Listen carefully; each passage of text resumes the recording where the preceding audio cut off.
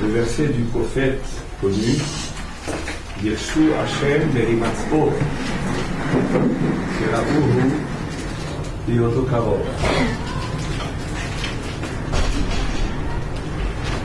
Yirshu Hashem Berimatzpo, appelez Hashem, invoquez Hashem quand il se trouve, quand il est parmi vous. C'est le Navi qui s'adresse à Israël. Ce verset-là, qui exprime une période de la présence divine parmi nous, les Chachamim ont enseigné que cette période est les 10 jours entre Rosh Hashanah et Yom Kippur. C'est les 10 jours où Hachem se trouve parmi nous. Ces 10 jours commencent par Rosh Hashanah et se terminent quand? Yom Kippur, mais pas tout à fait. Alors c'est 10 jours qui terminent à Yom Kippur, mais ils ont une suite de Sukkot, de Hoshana Rabbah essentiellement, et de Simchat Torah. En Israël, Shmini Atzeret et Simchat Torah c'est le même jour. Il y a un jour pour clôturer, donc Shmini Atzeret et Simchat Torah c'est le même jour. Ces jours-là, en réalité, sont une suite. Dans l'année, nous avons 2 systèmes de fêtes.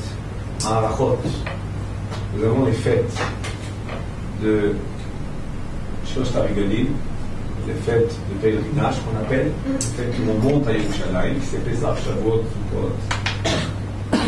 Et nous avons 2 fêtes qui ne sont pas de pèlerinage, qui sont 2 fêtes, on les appelle austères, mais j'aime pas trop ce mot-là, les Yamim Noraïm, Rosh Hashanah et Yom Kippurim. Ils sont d'un autre caractère, qui n'ont pas le caractère de la joie des fêtes de pèlerinage, qui sont en souvenir de Yetziat Mitzrayim, mais qui sont 2 jours de solennel, on dirait Rosh Hashanah et Yom Kippurim. Mais ce qui est intéressant de voir, et j'introduis en réalité la conclusion. Et ce qui est intéressant de voir, c'est que Sukkot, tout en étant une suite à quoi? À Shavuot et à Pesach, il va se joindre, pas simplement du point de vue du calendrier, mais aussi du point de vue des étapes à traverser. Il va se joindre à quoi? À Rosh Hashanah et Kippour. C'est intéressant de le voir et de le comprendre. Sukkot, c'est une fête, Sukkot et Simchat Torah, c'est des fêtes qui en réalité font partie des fêtes de pèlerinage. On monte à Yerushalayim, on apporte les korbanot de Chagiga, Shlamei Simcha, Olot Re'iyah, tous les korbanot qu'on amène. Mais Sukkot est venu compléter Rosh Hashanah et Kippour. Donc Sukkot, il a un caractère en réalité de fête de pèlerinage, mais aussi de conclure, de clôturer les médines de Rosh Hashanah et Yom Kippur. Dans le Zohar, on nous dit, sur le verset de Shir HaShirim, Semolo tachat leroshi, limino techabekeni. Shir HaShirim, c'est un chant de Shlomo HaMelech. Vous avez sûrement entendu parler. On récite dans les communautés sfarades tous les vendredis. Enfin, dans beaucoup de communautés sfarades, on le récite tous les vendredis soirs.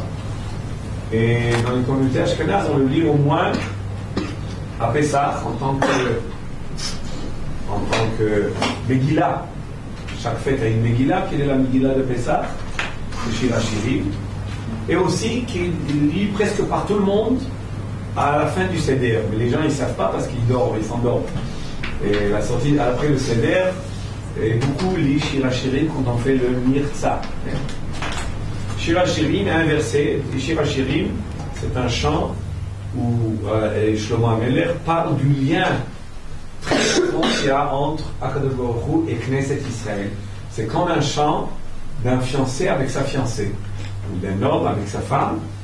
Et Shlomo HaMelech compare Akadosh Baruch Hu et Knesset Israël au lien pur et saint d'un homme avec sa femme. Tout le chant. Et est écrit Smolo, Semolo Tachat Leroshi. C'est quoi Semolo? Sa gauche. Sa gauche, elle se trouve sous ma tête. Vimino, et sa droite va m'étreindre. Le Zohar explique, c'est quoi Semolo Tachat Leroshi? C'est quoi sa gauche se trouve sous ma tête? C'est les jours de Rosh Hashanah jusqu'à Yom Kippourim. Et pourquoi c'est la gauche? Parce que la gauche, on sait que c'est la rigueur. Avec la droite, on agit, on donne. La gauche, elle est plus parallélisée par rapport à la possibilité de donner. Elle est plus limitée. Donc quand on veut faire une parabole de la rigueur, on exprime ça par la gauche. Et la main droite, c'est donner. Alors c'est Molo Tarat Leroshi. La main d'Akadosh Baruch Hu se trouve, la main gauche d'Akadosh Baruch Hu se trouve sous ma tête. Qu'est-ce qui dit ça? Knesset Israël. Am Israël dit Akadosh Baruch Hu, ta main gauche se trouve sous ma tête. Et ta main droite m'étreint. Ta main droite m'étreint. La main gauche, c'est Sukkot, c'est Rosh Hashanah, Yom Kippourim, c'est les périodes de din, din, rigueur, c'est la gauche. Et Sukkot, c'est quoi? C'est la droite qui étreint. Quand on rentre à Sukkot, à ce moment-là, on est entouré par Akadosh Baruch Hu, on rentre dans les Anané Kavod, et vous savez que le minimum d'une soukha, c'est d'avoir Shalosh Defanot, mais après la halakha, on peut se contenter de 2 Defanot. Ça c'est quoi 2 Defanot? 2 parois, et une troisième qui peut avoir comme longueur Tefach. C'est quoi Tefach? Un point. Donc quand on étreint, en réalité c'est 2 et la troisième qui tourne est la Tefach. Donc nous dit le Harizal que les Yeminot et Rabekeni de Sukkot, c'est l'étreinte, parce que Akadosh Baruch Hu nous enveloppe, nous entoure et nous enveloppe de quoi? De ces Anané Kavod qui sont les nuées. Mais c'est quoi les nuées? C'est la Shrina. Alors, je reprends maintenant. Donc la gauche qui est sous notre tête. Pourquoi sous la tête? Parce que la tête, c'est fait allusion à Rosh Hashanah. Le début, notre début. Parce que le début de l'année, c'est notre début à nous. Okay? Et Akadosh Baruch Hu pose sa main gauche sous la tête pour nous dire que maintenant, il nous regarde, il se rapproche de nous, mais il se rapproche de nous avec la main gauche. Il faudrait expliquer ça veut dire quoi se rapprocher avec la main gauche? Et une fois qu'on a passé la période d'être jugé, à ce moment-là, il va nous entourer et nous étreindre, nous prendre, vraiment nous enlacer, comme on dirait, et on en arrive au summum de la Simcha quand la Simcha Torah, parce qu'on sent qu'on a été pris, on a été vraiment reçu la chaleur divine et l'étreinte divine pendant cette période.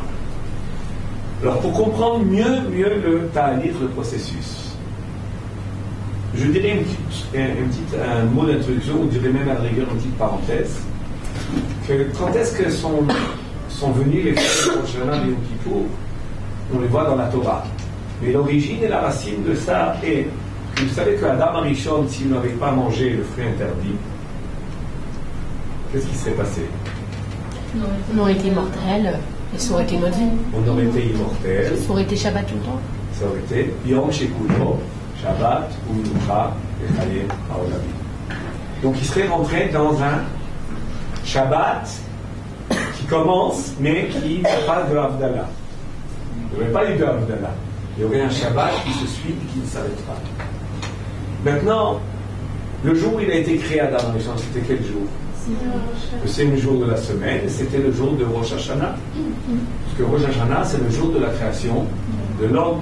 Ze Hayom Echilat Maasecha Zikaron Yom Rishon.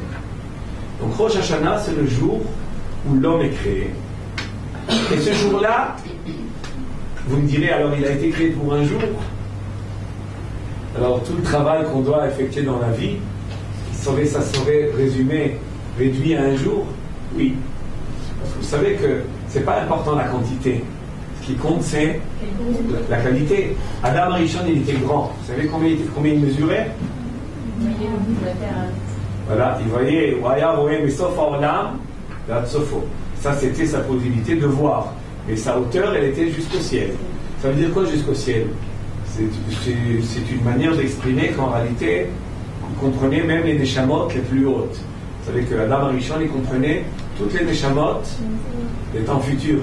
Il y en a qui disent, parce que Adam Arishon il a fauté, c'est nous qui l'avons payé. Mais non, il se trompe. Pourquoi il se trompe? Parce que c'est nous qu'on a fauté. Parce qu'on faisait partie de lui. On était en lui. Alors quand il faute, on ne peut pas dire qu'il a fauté. J'étais une de ces molécules de son âme. Hein? On était une des molécules ou une des cellules de son âme. Donc on fait partie de lui, on fait partie de ses tendances et de sa faute. Adam Arishon, le premier jour où il a été créé, il aurait dû, ce même jour-là, évidemment, ne pas échouer. Il a été éprouvé, il a échoué. Et s'il n'avait pas échoué, à ce moment-là, tout le processus de fait que nous passons, c'est-à-dire Rosh Hashanah, Kippour, Sukkot, Simchat Torah, tout ça, nous dit le Harizat, serait terminé quand? Le même vendredi. Parce qu'il a fauté, l'homme n'est plus capable, si vite, il était grand, il avait des dimensions énormes, Adam Arishon, il était capable en peu de temps, et même une heure, ça avait une autre dimension à l'époque. Une heure, c'était le même, ça avait 60 secondes, pas 60 minutes, 60 minutes et chaque minute, etc. Mais c'est pas comme les gens, pas comme certains de dire que c'était pas les mêmes horaires, c'était le même temps, les mêmes horaires, mais ça avait une autre portée, ça avait une autre valeur. Et Adam Arishon aurait dû terminer tout. Donc finalement, le Shabbat, ça aurait été quoi pour lui? Simchat Torah. Simchat Torah, ça aurait été, je dis ça d'une manière, il aurait tout terminé le même jour. Et comme il a échoué, regardez ce qu'on doit payer. D'abord, tout va se prolonger, tout va pouvoir se terminer. Le tikkun va se faire en combien de temps? 21 jours. Et 21 jours multipliés par combien d'années? 6000. Tout ça pour réparer tout ce qu'il n'a pas pu faire lui en un jour. Toute l'humanité va devoir faire chaque année pendant 6000 ans, si on ne mérite pas avant. Et combien de temps? Sur un espace de temps de 21 jours. Je ferme la parenthèse. J'en arrive, on a dit ce mot-là, Tafat Leroshi. J'ai ouvert cette parenthèse surtout parce que j'ai voulu vous faire comprendre que le début de l'année, la tête de l'année, c'est la tête de l'homme. De la même manière que dans le Rosh Hashanah, il y a le moteur cérébral. Dans la tête, il y a le moteur cérébral, n'est-ce pas? Qui régit, qui dirige tout. Dans Rosh Hashanah, nous avons le moteur de l'année, mais c'est le moteur de l'année, pas simplement au niveau du calendrier, c'est le moteur de l'année aussi au début, c'est tous les débuts de tout. C'est le début de chacun de nous. C'est le début de chacun de nous. C'est-à-dire que même nos têtes, elles commencent à Rosh Hashanah. Elles se renouvellent à Rosh Hashanah. Donc quand Kadosh Baruch Hu, il dit Semolo Tachat Leroshi, ça veut dire que ta gauche, elle se trouve sous ma tête. Maintenant, pourquoi tu mets la main gauche sous ma tête? Tu viens me rapprocher de toi ou tu viens m'éloigner de toi? Qu'est-ce que vous dites? Si on met la main gauche pour... on veut rapprocher a priori si on met la main sous la tête. Mais d'un autre côté, c'est la main gauche. Alors comment ça marche? Comment ça marche? Et j'ai dit, on a introduit par le passouk, dire Shu Hashem et Imatso. Invoquer Hashem quand il se trouve. Mais il se trouve, il est en train de me juger. Alors ça marche pas ensemble. Comment ça marche ensemble ça? Pardon? J'ai pas entendu. Oui, oui. C'est comme un verre, parfois il est un peu dur, il se voit pas. Alors, justement, quand il veut exprimer le rapprochement, il veut enlever toutes les méchitzot, on dirait les méchitzot, les barrières qu'il y a. Il vient se rapprocher, mais il te sent indifférent. Il te sent j'aurais dû même révolter contre lui. Il te sent, opposé à lui. Qu'est-ce qu'il va faire? Il va te demander, ou il va même t'aider à enlever tout ce qui fait écran entre lui et nous. Ça veut dire que c'est la rigueur, c'est pas quelque chose de méchant, c'est pas le châtiment, c'est pas le Rosh Hashanah qu'on se ferait, oulala, c'est la peur, hein? Vous voyez, les Chachamim nous disent avant Rosh Hashanah, quoi? Il faut se laver, il faut préparer des beaux vêtements, on s'habille en blanc, il y a les séoudot. D'après la halakha, bon c'est en controverse, mais d'après la halakha, on n'a même pas le droit de jeûner, on ne dit même pas de vidouille. Hein? Alors il ne veut même pas qu'on se repentisse. Il ne veut même pas que tu te repentisses. Qu'est-ce qu'il veut? Qu'est-ce qu'il veut de toi? Je commence par Rosh Hashanah pour arriver à Yom Kippour et à Sukkot. Qu'est-ce qu'il veut de nous à Rosh Hashanah? C'est immense, Rosh Hashanah. Le passouk que beaucoup disent, le chapitre de Tehillim que disent tous, beaucoup disent pendant ces jours-là, ces jours depuis Elul jusqu'à Simchat Torah, et David, Hachem, Ori Vish'i Mimi Ira, Hachem Aros Haya Mimi Efra, Hachem Ori Vish'i, Hachem, Ori tu es ma lumière, Vish'i tu es ma. Tu me sauves, tu es ma sauve, mon sauveur. Ori Vish'i. Nous disent les Chachamim dans la Gemara. Ori, dans le Midrash précisément. Ori c'est quoi? C'est qui tu es ma lumière? C'est quand tu es ma lumière à Rosh Hashanah. Vish'i, quand tu es mon sauveur? Kippour. Et en Kippour. Non, tu es ma lumière à Rosh Hashanah. Et bien même quand on entend les sonneries du chauffard, qui est le premier verset qu'on dit juste après avoir entendu le chauffard. Non, pas dans le Moussaf, dans les premières triotes.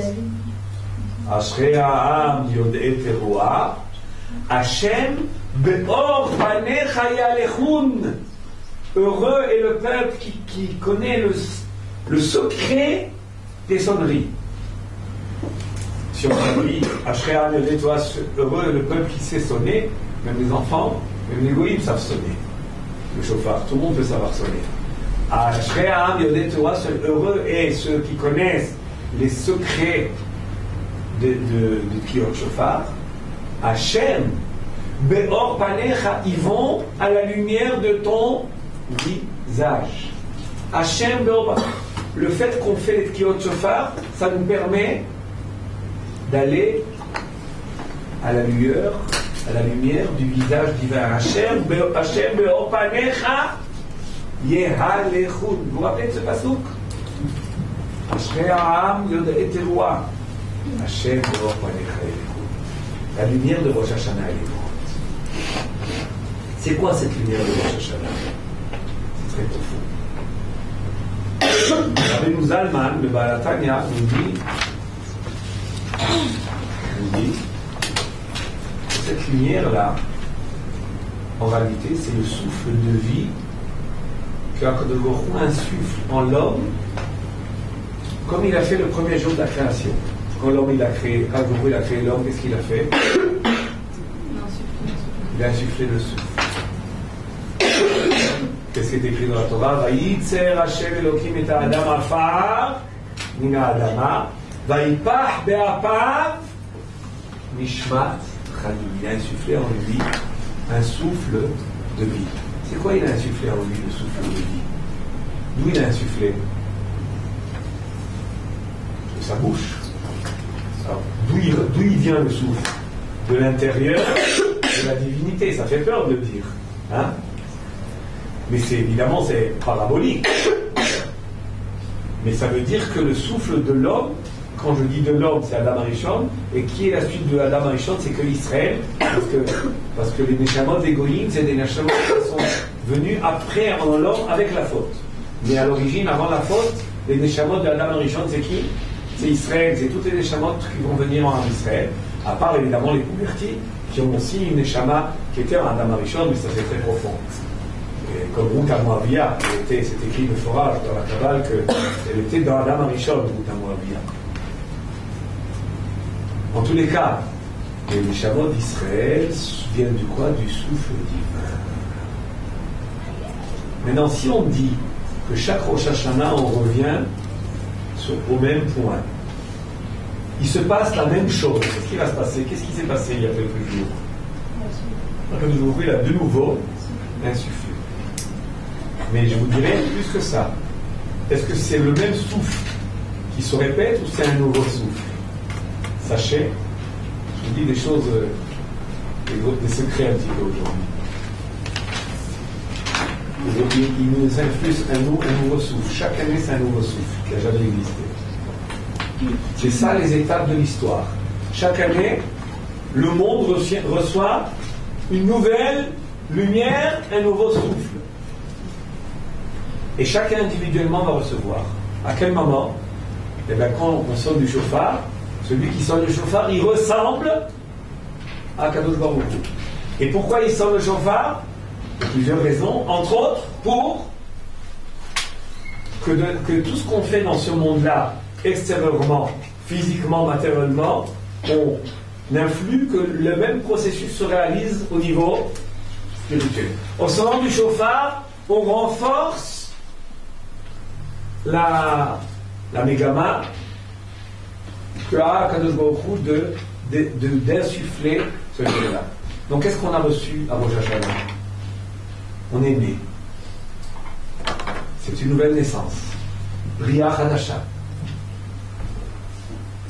On a reçu, et ce souffle qui est en nous, qui est la lumière, elle va venir en nous, elle va nous pénétrer.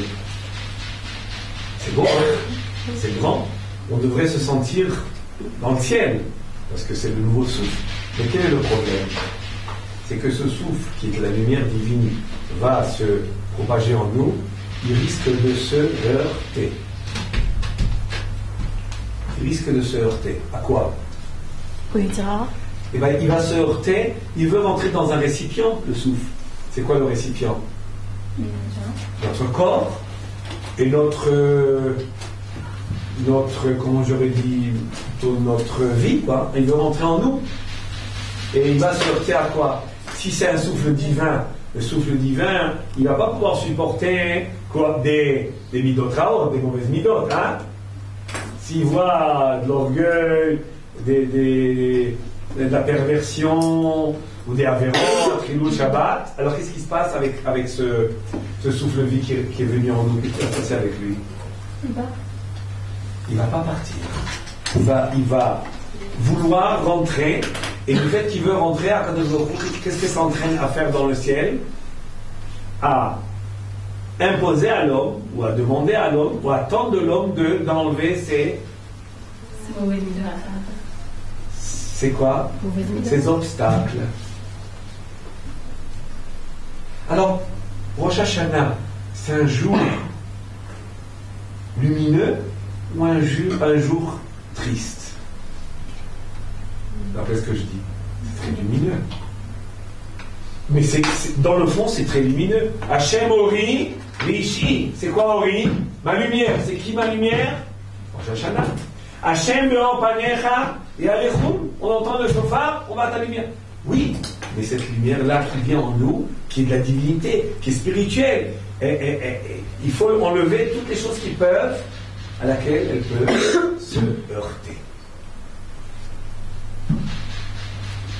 C'est pour cela que Dafka, la lumière qui se propage, demande une rigueur qui vient dire attention, je suis là, donc enlevez tous les obstacles, enlevez tous les écrans. Donc c'est quoi le din de Rosh Hashanah? Pourquoi il y a un din à Rosh Hashanah?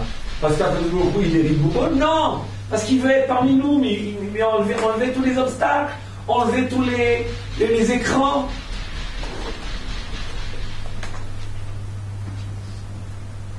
Et à ce moment-là, qu'est-ce qu'on fait, nous? On se dit oui. Je te veux, Akadosh Baruch Hu, je veux. Je veux. Imru lefanai malchuyot, kedei shetamnichuni alechem.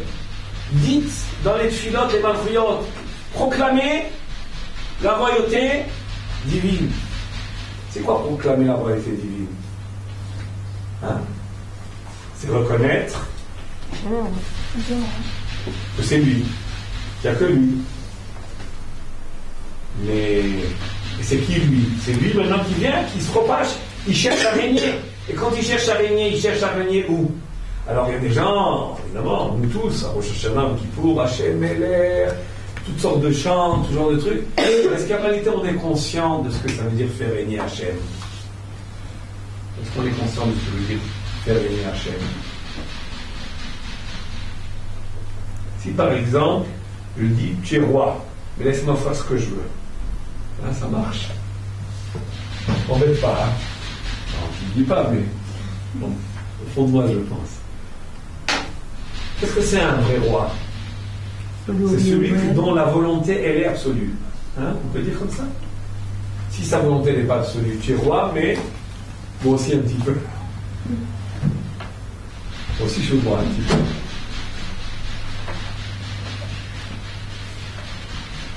Alors là, ça ne marche pas. Je suis roi, mais je fais un peu ce que je veux.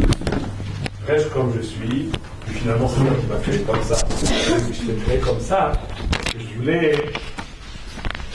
que tu travailles. Il ne marche pas le... Si, il marche. Faut le mettre. Oui, je le mets. On prend le souffle alors, qu'il y a de l'air pour moi.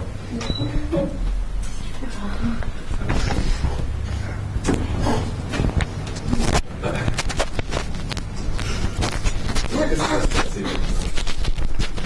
Il roule le fanal, vous allez dire le il est proclamé la royauté divine. Qu'aider, je vous en prie, apprenez cette phrase-là. C'est une phrase de la Gemara où les Chachamim nous disent qu'est-ce qu'on fait à Rosh Hashanah? Qu'est-ce qu'on fait? Il roule le fanal malchuyot. כדי שתמליכוני עליכם. אמרו לפניי זיכרונות, כדי שיעלה זיכרונכם לפניי לטובה. ובמה? בשופר. On dit des psukim. Vous savez, on dit des versets où on veut exprimer le fait que le Hu, c'est le roi. Mais la Gemara n'a pas dit Imru lefanai malchuyot et c'est tout. Imru lefanai malchuyot, qu'aider, afin que vous acceptez sur vous vos règnes. C'est quoi accepter sur nous le règne? Est-ce que ça veut dire faire des pancartes? Ou dire, avec le coup c'est le roi. Mais sur la voiture, derrière, on met. Sur les voitures, on met sur la vitre. C'est ça? Hein? La Gemara, elle est intéressante dans Rosh Hashanah parce qu'elle dit quelque chose comme ça. Le monde est jugé 4 fois par an. וארבע פרקים העולם נידון. בפסח על התבואה, בשבועות על פירות האילן, בסוכות על המים. À Pessah, le monde est jugé sur la moisson. Et qu'est-ce qu'on fait, nous dit la Gemara, pour réussir dans le jugement de la moisson? Qu'est-ce qu'on va faire? On va apporter comme offrande le Homer. Le jour où nous dit apportez-moi offrande le Homer, à ce moment-là, je vais bénir la moisson. Apportez-moi à Shavuot les 2 pains, je ne vais pas rentrer dans les détails, et je vais bénir les fruits de l'arbre. Faites à Sukkot verser de l'eau sur le Mizbeach, ce qu'on appelle Nisur Hamayim, et je vais bénir les fruits de l'année. Qu'est-ce que vous avez compris de là? Quel est le moyen de réussir quand on est jugé? D'offrir quelque chose, et quoi offrir? La chose qu'on veut. La chose qui est jugée. Enfin, la chose qui est jugée. Maintenant, Rosh Hashanah, on est jugé. La Gemara continue. Après qu'elle a parlé de la moisson et des fruits et de l'eau, la Gemara continue et dit, et l'homme qui jugeait à Rosh Hashanah, comment il fait pour réussir? Alors elle me dit, qu'ils disent, Imru Lefanai Malchuyot, dites les Malchuyot, dites les versets qu'on dit dans le Moussaf de Rosh Hashanah, où on proclame la royauté divine, et à ce moment-là, l'homme va réussir dans son jugement. Et ça colle pas, c'est pas symétrique. Pourquoi c'est pas symétrique? Parce que à chaque occasion, qu'est-ce qu'on devait faire pour réussir dans le jugement? Offrir une offrande à Hachem. Et quand je vais dire les psukim de Moussaf, et je vais dire les psukim et je vais proclamer sa royauté, est-ce que je vais offrir quelque chose?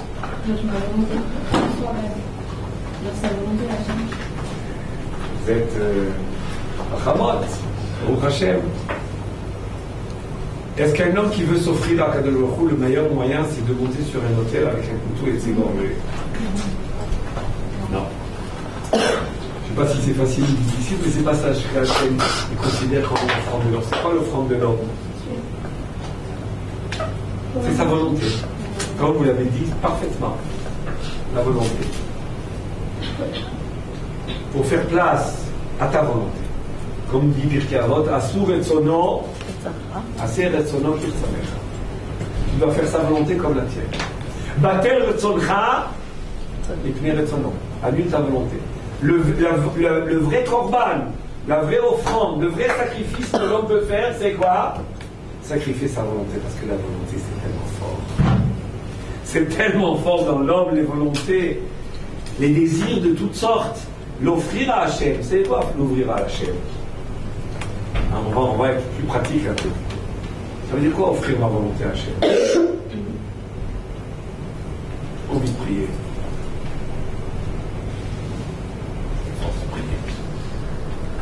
J'ai envie de dire un beau lachon hara à la fille qui se trouve dans l'autre chambre. Un beau lachon hara bien visé. Bien visé. Ça, c'est un korban.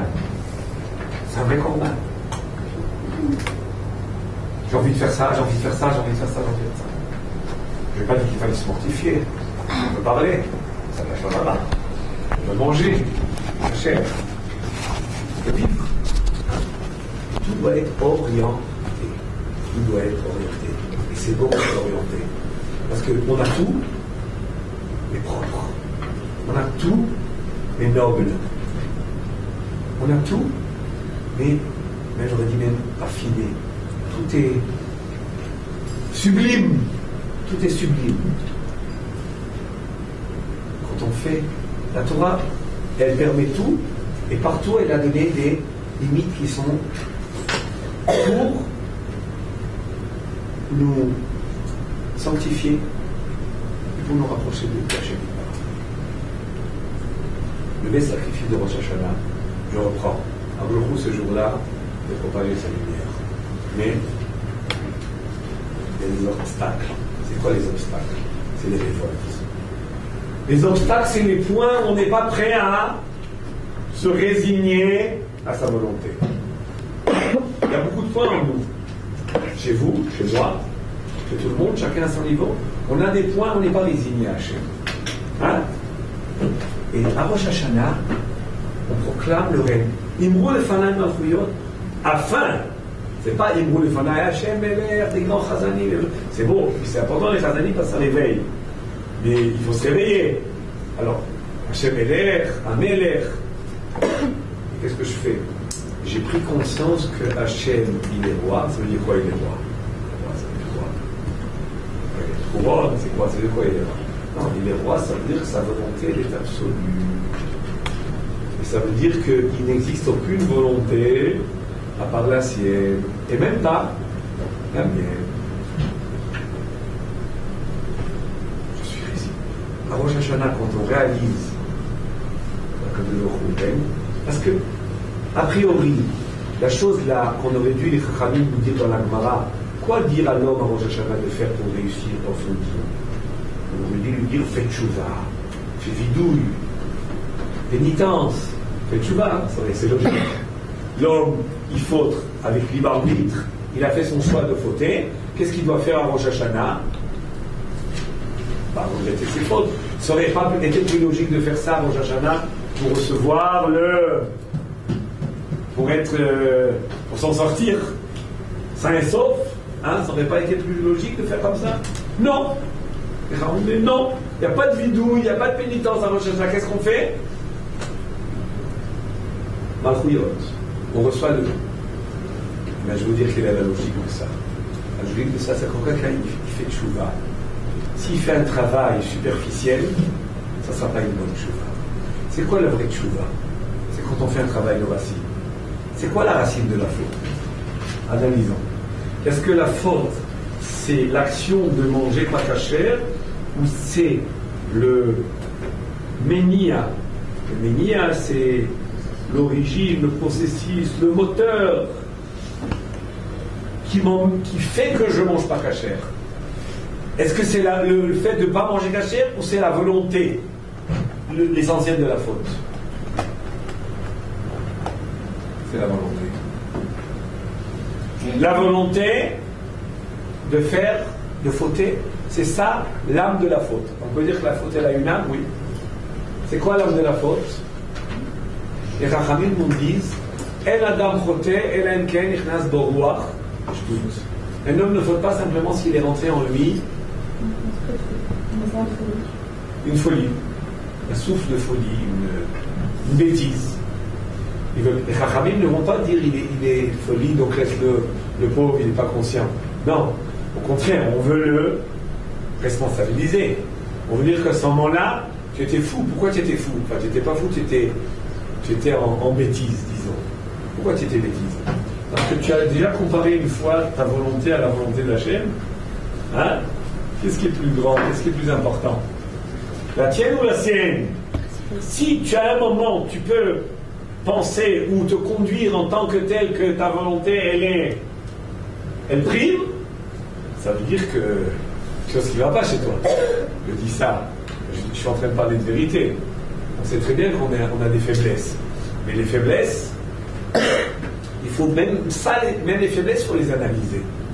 Quand j'analyse bien les faiblesses, ça veut dire qu'en réalité, je ne suis pas conscient, en tous les cas, de la grandeur divine par rapport à ma place à moi, en d'autres termes, si un homme, il avait réellement la émouna en Hachem, et sur le fait que la volonté d'Hachem, enfin sur la vérité, que la volonté d'Hachem est une vérité absolue, il ne faudrait jamais.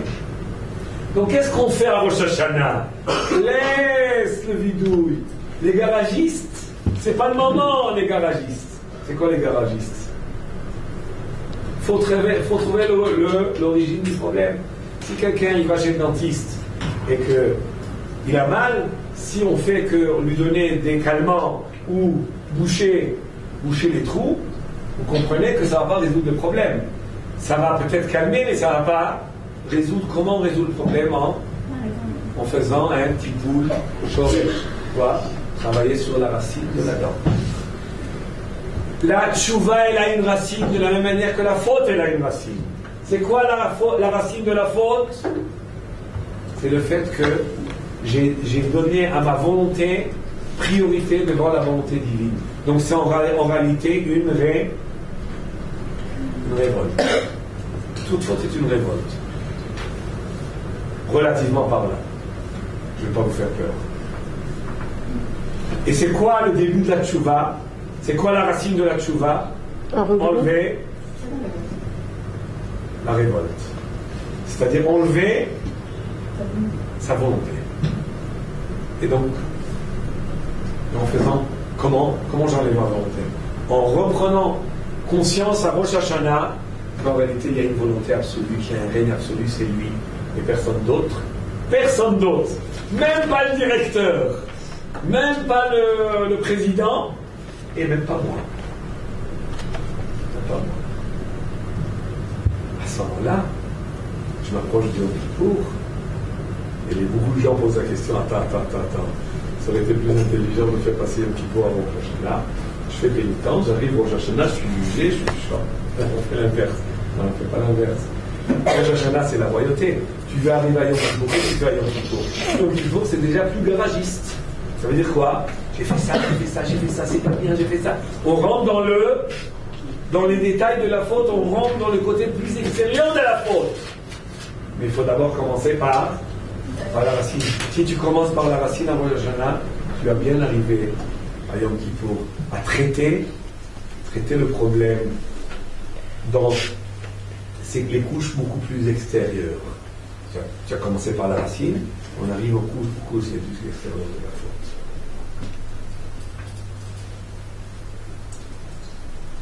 Heureux les Juifs qui ont le mérite de vivre des moments aussi grands.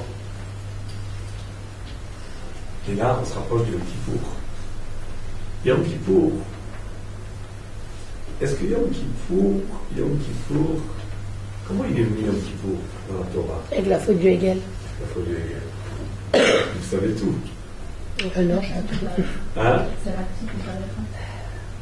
C'est l'article qui parle.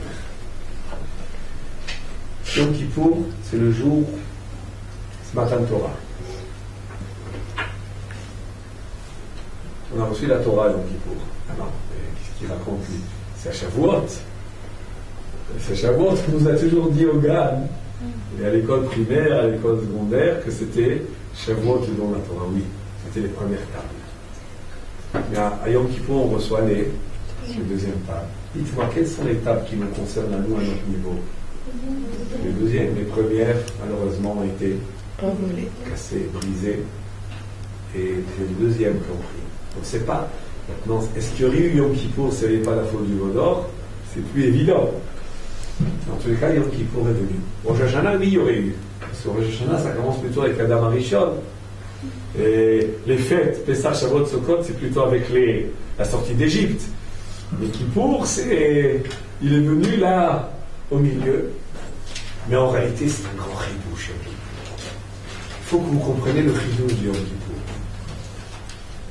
Parce que nous, on a dit maintenant qu'il fallait, à Rosh Hashanah, réaliser que très souvent, on fait place à notre volonté, et pas à la volonté divine.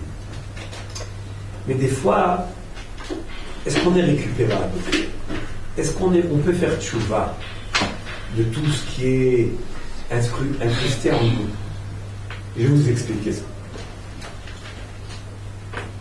Quand on a reçu les premières tables, l'inscription, ce qui était gravé, les lettres gravées, qu'est-ce qui les a gravées? Hachem. Et qui est-ce qui a sculpté les tables?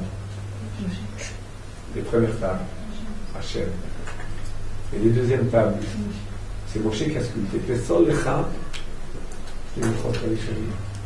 Mais qu'est-ce qui a gravé les lettres? La deuxième table, c'est aussi Hachem.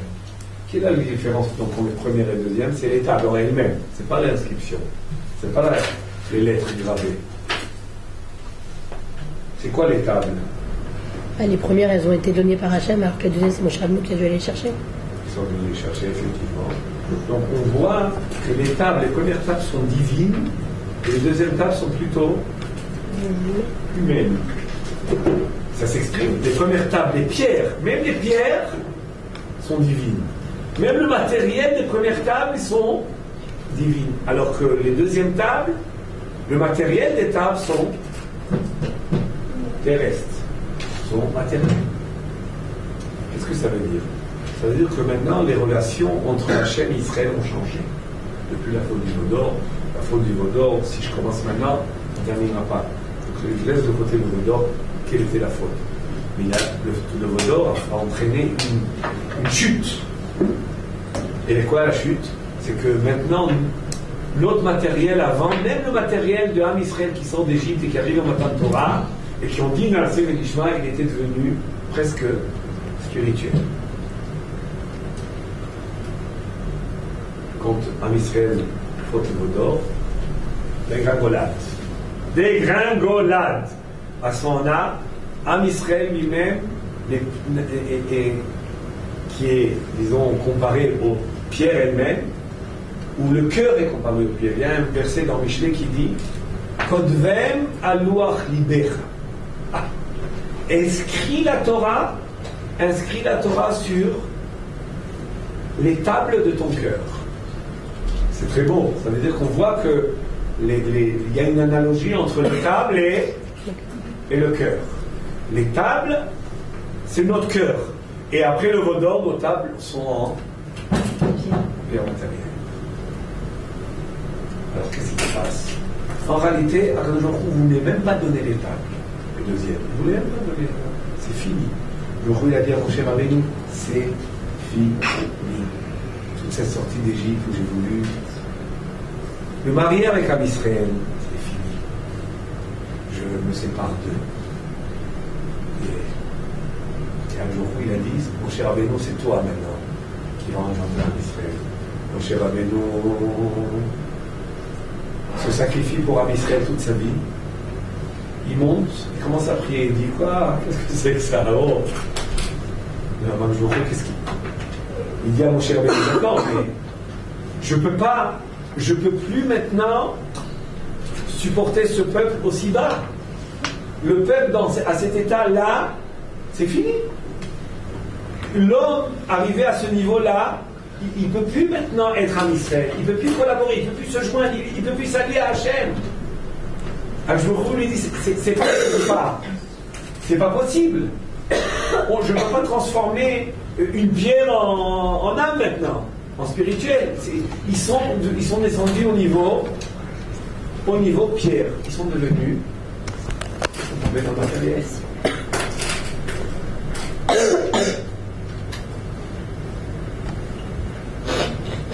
Moshe Rabbeinu, qu'est-ce qu'il fait? Il n'accepte pas la logique divine. Il dit, Ribono Shel Olam, ce que tu dis, je ne dis pas comme ça, mais je le dis moi, je comprends. Mais moi, je vais dans une logique encore plus grande que celle-là. Il n'y a pas de limite à ta miséricorde. Ne raconte pas quoi que ce soit. Il n'y a pas de limite à ta miséricorde. Alors, il dit à Moshe Rabbeinu, c'est ça que j'attendais que tu fasses. C'est que tu perces, que tu t'arrêtes jamais, que tu t'arrêtes pas à croire que la grâce divine, elle est au-delà, et il y a plus, et il y a plus. Et de croire que même si l'homme il chute le plus bas, il peut se relever de là où il est. Ça, c'est le matin de Torah de Yom Kippour. Le matin de Torah de Yom Kippour, c'est quoi? C'est une nouvelle Torah. Quand je dis nouvelle Torah, c'est la même Torah, mais la même Torah qui descend au niveau de l'homme. Akadosh Baruch Hu a dit, non, je ne peux pas descendre plus que ça avec la Torah. Moshe Rabbeinu, il a dit, non, tu peux descendre plus que ça avec la Torah. Ta Torah que tu vas donner, elle va pouvoir s'adresser, tu vas donner, il y aura des mitzvot et des maasim que tu vas donner qui vont pouvoir s'adresser à l'homme, même après la chute du vaudor. Même s'il se trouve sous le niveau de la mer, sous le niveau. Et c'est ce qu'on va faire à tout Yom Kippour. Qu'est-ce qu'on va dire? Les Yud Gimel Midot chez la Vachamim. Il faut comprendre qu'est-ce que c'est. Vayavor, Hashem, Alpana, Vayikra, Hashem, Kevachu, Michaloun. Je vais vous expliquer qu'est-ce que ça veut dire un petit peu.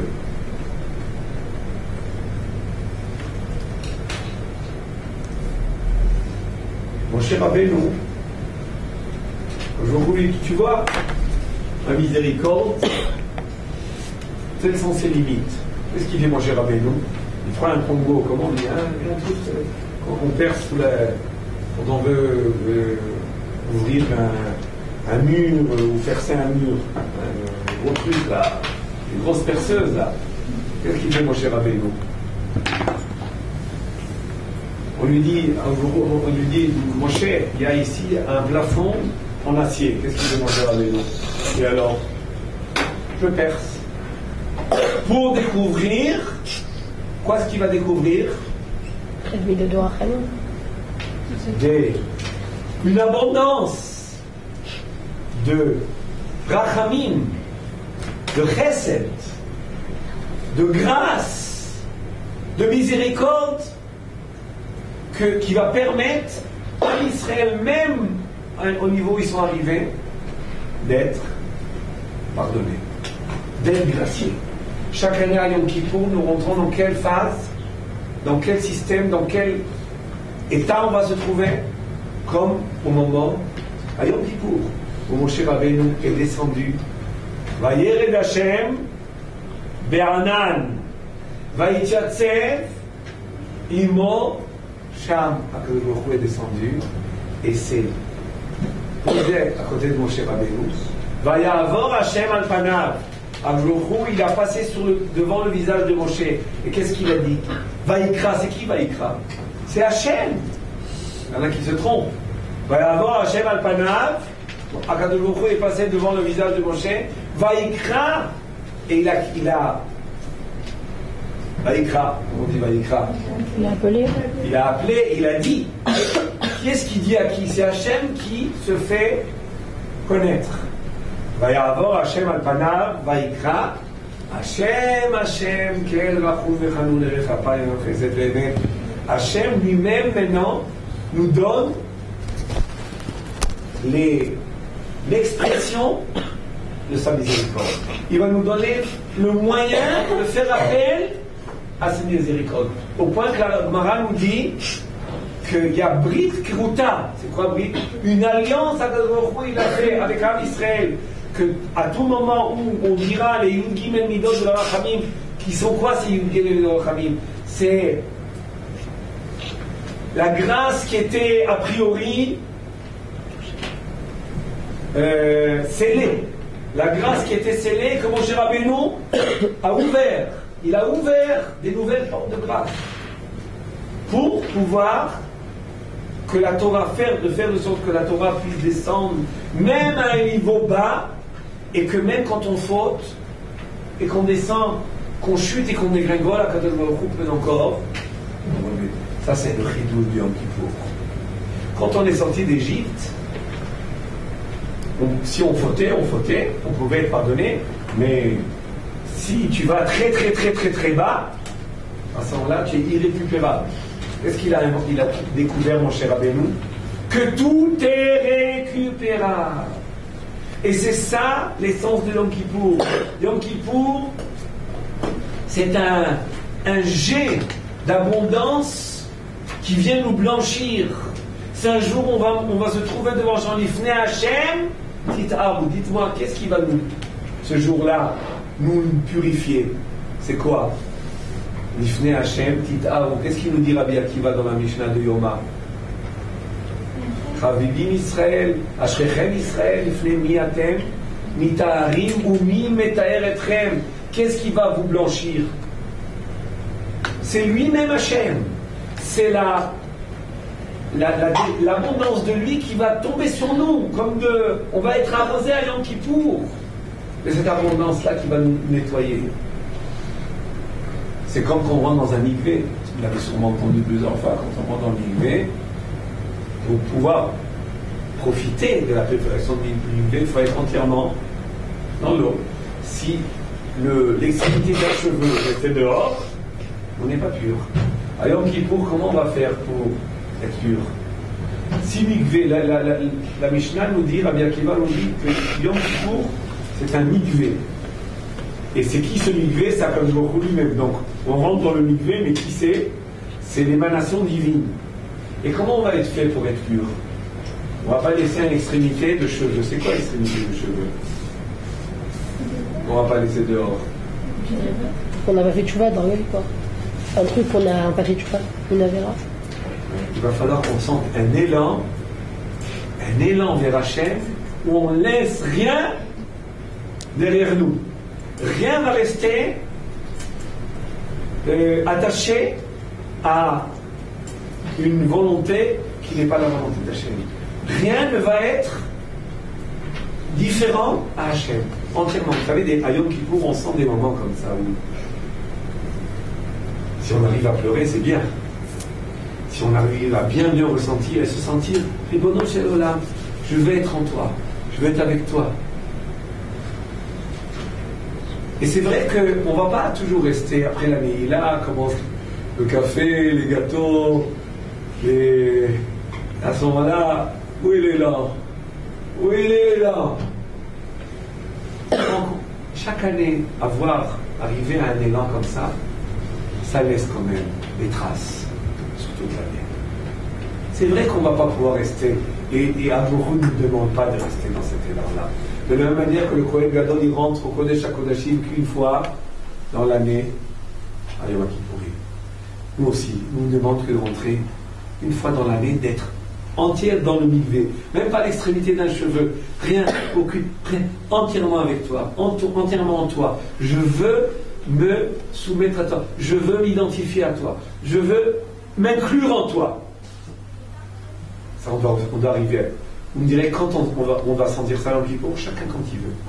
Si quelqu'un va ressentir ça au début, au milieu, à la fin, beaucoup de gens le ressentent l'année, là on peut le ressentir au Moussa, peu importe, au moins une fois. Parce que combien de temps il faut rester dans le quand on va au milieu? Même pas une minute. On fait une fois, ça y est. Et en Kippour, on va avoir une petite trompette, ça y est. Mais pour arriver à cette trompette, il faut vraiment avoir un cœur qui s'est ouvert. Un cœur qui s'est ouvert pour arriver à la trompette. Il faut avoir vraiment le cœur. Mais on a les 10 jours. Ces jours-ci là, ils sont là pour nous préparer à ouvrir le cœur. Et après cela, quand on a ressenti l'approche, on a senti que le smolo tachat, c'est molo tachat le roshi, la gauche divine se trouve là, ça veut dire il veut que je me rapproche de lui, mais quoi? Il ne veut pas qu'il y ait d'obstacle. Donc c'est la rigueur. Hein? À Rosh Hashanah, il est venu à Yom Kippour, c'est des grâces encore plus hautes que Rosh Hashanah. Okay? Mais il ne veut pas d'obstacle, donc qu'est-ce que je fais? J'enlève les obstacles. Et à Rosh Hashanah, comment j'ai enlevé l'obstacle? La racine, j'accepte son royaume, donc il n'y a plus de haute volonté. À Kippour, je vais frotter et je vais aussi astiquer et je vais faire briller aussi. À ce moment-là, je me sens bien. Je me sens bien, pourquoi? Parce qu'il n'y a plus d'obstacles. Et à ce moment-là, regardez, il y a un chachamim qui nous dit à Sukkot, ça m'a toujours intrigué cette Gemara-là. C'est pas une Gemara, c'est un Midrash. C'est écrit dans plusieurs endroits d'ailleurs. À Sukkot, on sort avec le moulav. La Gemara nous dit, tu sais à quoi ça ressemble? Plusieurs personnes qui sont montrées au tribunal, et puis on ne sait pas qui est-ce qui a été. Les deux, par exemple, les deux qui étaient en conflit sont montés au tribunal. On sort, bon, les gens en dehors, les journalistes, ils ne savent pas, je dis ça pour adapter ça à notre époque. Qu'est-ce qui est sorti quitte et qu'est-ce qui a été accusé? On sait pas. Alors qu'est-ce qu'il faisait avant? Il avait mis là que celui qui sortait quitte, il levait une sorte de drapeau, une fleur, quelque chose comme ça.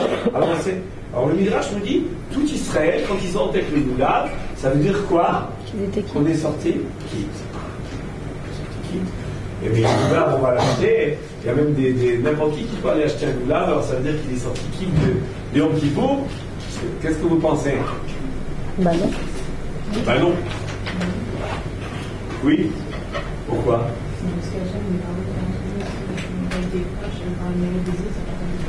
Alors, nous dit mademoiselle Travesti, nous dit que c'est le mérite collectif qui fait que chacun d'un Israël en réalité est pardonné et peut sortir avec l'oula. C'est vrai, c'est même dit comme ça. J'ai pensé une fois à autre chose, quelque chose d'un peu plus